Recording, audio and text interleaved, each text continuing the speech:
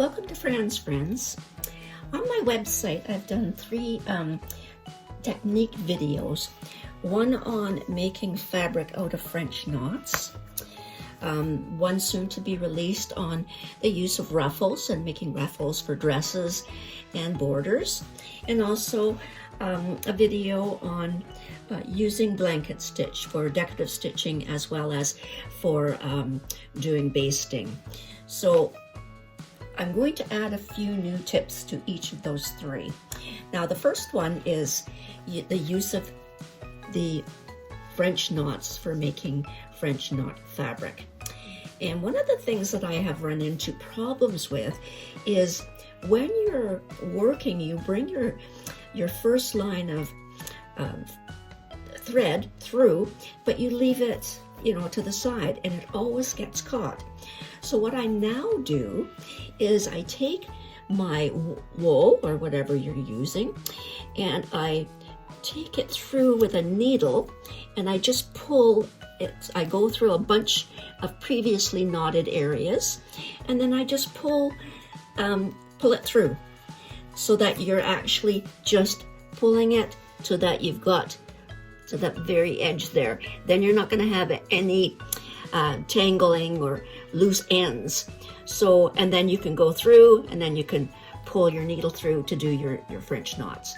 That way it really solves the problem with the back thread getting knotted all the time. So that's a little bit of a trick. And as you learn how to French knot and make the fabrics, you get better at it every time. So this is one that I'm doing for a particular project, my rooster project. So little tip, so hopefully that's helpful. Now the second one is, as I say, I'm going to be doing a ruffle one tutorial, which will be hopefully released this weekend.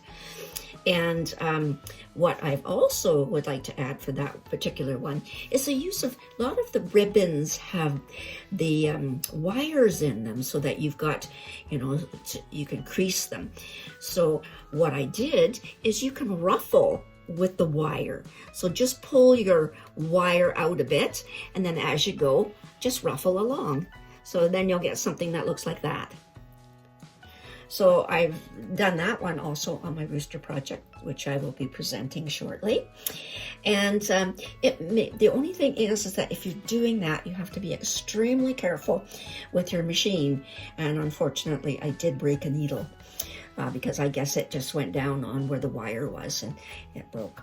But very useful little technique. Now the third one is my blanket stitching, which I use a lot. And one of the things is, when I find it hard knotting sometimes because my fingers are a little wobbly.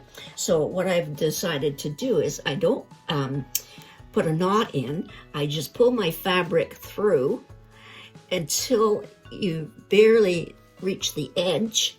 You can see that on there. And then what I do is I turn it around. I put my finger on where the wool comes through. I hold it with my thumb on the front and my finger on the back, and then I'm set to bring my needle through to make my first stitch. Then I keep holding it there, bring it around, and then pull through.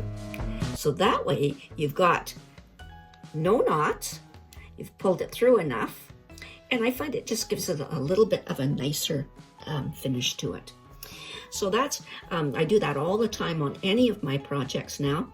Even when I'm doing sort of basting, I'll just pull it through and then hold it with my finger on one side, my thumb on the front, and then stitch. So simple little trick. Now the other thing that I've been doing a lot of is on my advent calendar for each of the months, I've been using a lot of sort of metallic thicker cording. And when you're doing blanket stitch, you're always getting your threads twisted. Then you have to sort of straighten them around. And I showed you in the video about just holding it up and letting it dangle down. Well, it's a little bit more difficult with the metallic materials. So what I suggest you do is use a larger eye of your needle. So I don't know if you can see that, but it's a much bigger, here we go, much bigger eye. That way, instead of just hanging it and, letting it untangle, I strongly suggest, because your needle eye is bigger, it's easier for it to come out of the thread to come out of it. So I pull it off, I untangle it with my hand by just going across like so, and then I re-needle it. Because if your metallic thread gets bent, it does seem to unthread fairly easily. So I find that particular little trick is perfect, because I do love the look of the metallic on any of your felts or fabrics. So those are a couple of little tips to look forward to help you in your crafting process. So thanks for watching. See you soon.